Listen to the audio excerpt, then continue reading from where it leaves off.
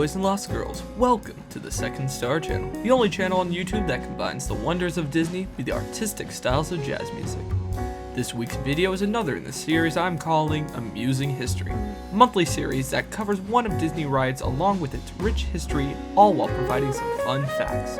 As you've probably figured out by now, this month's Disney attraction is none other than It's a Small World, a revolutionary ride that combines the beauty of art with the technological advancements of the mid-1960s. Without further ado, here we go. The first place to begin in telling the story of It's a Small World is a deal between a soda pop company and Walt Disney. In 1964, the Walt Disney Company was booked with creating exhibits for their sponsors, a 9 widescreen circle vision 360-degree exhibit for Kodak, Great Moments with Mr. Lincoln for the state of Illinois, the Carousel of Progress for General Electric, and the Magic Skyway for Ford. As the World Fair quickly approached opening day, Pepsi-Cola approached Walt Disney Studios, asking for them to create an exhibit in honor of UNICEF, which stands for United Nations International Children's Emergency Fund. While originally the Disney Company feared that they really did not have time for another exhibit, Walt Disney took on the challenge with the influence of his friend Joan Crawford.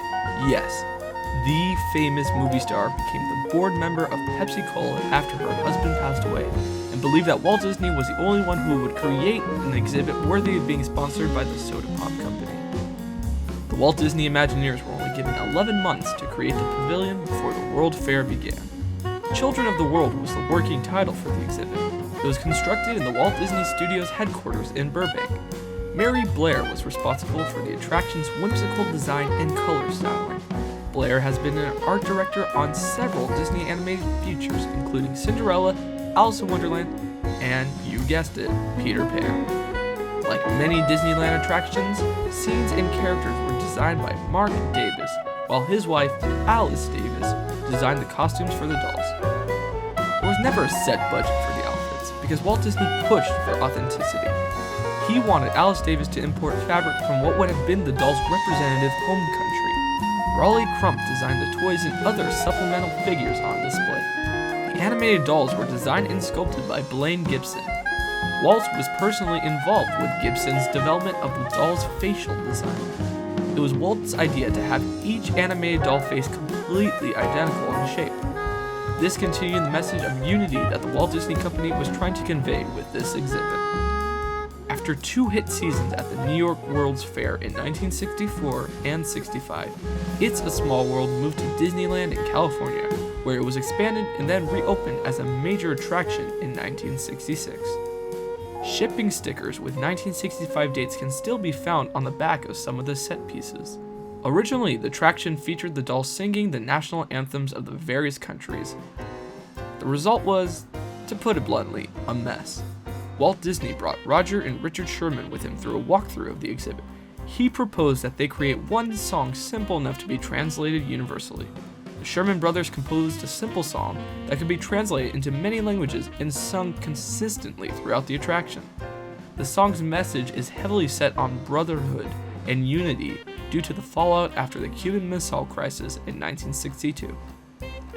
During a 16-hour operating day in the parks, the It's a Small World song is played on average 1,200 times. Although specific numbers vary, each version of It's a Small World worldwide features at least 250 audio animatronics figures representing children around the world. In addition, each version of the attraction features dozens of props and toys. The facade was designed by Disney Imagineer Raleigh Crump, who was inspired by Mary Blair's styling. Walt Disney asked Raleigh to design a large 30-foot clock, a central feature of the exterior facade, with a smiling face that rocks back and forth to a ticking sound. The clock tower is the centerpiece of the entrance to the It's a Small World ride. The clock marks every quarter of the hour with an entourage of colorful characters, symbolizing the different cultural groups around the world. Ever notice the animal-shaped bushes around the boat as you enter and exit the ride? These bushes are part of an ancient art form known as topiary. It was Walt Disney's idea of creating the animal-shaped topiary plants outside It's a Small World to preserve the nearly extinct art form. Walt Disney claimed that Fantasyland was a land that preserved the past, and nothing would be in more need or better preserved than the topiary art form. It often takes 5 years before a topiary figure is ready for its on-stage debut. Disneyland's It's a Small World was closed from January to November 2008 to receive a major refurbishment. The building structure was improved, permanent attachments created for It's a Small World holiday overlay, the water flume replaced, and its propulsion upgraded to electrical water jet turbines, and the attraction's aging fiberglass boats redesigned in a durable plastic.